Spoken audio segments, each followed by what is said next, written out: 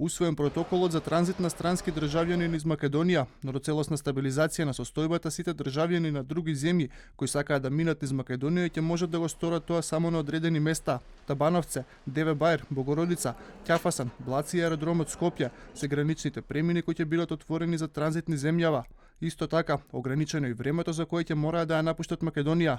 Транзитот на овие лица подразбира влез на еден граничен премин и излез на друг, со обврска при транзитот да не се излегува соодветниот автопат или локален пат, и тој да се реализира во рамките на најмногу 5 часа, што се потврдува со изјава која странските државјани треба да ја пополнат на влез, а на излез треба корисникот да ја предаде на граничната полиција.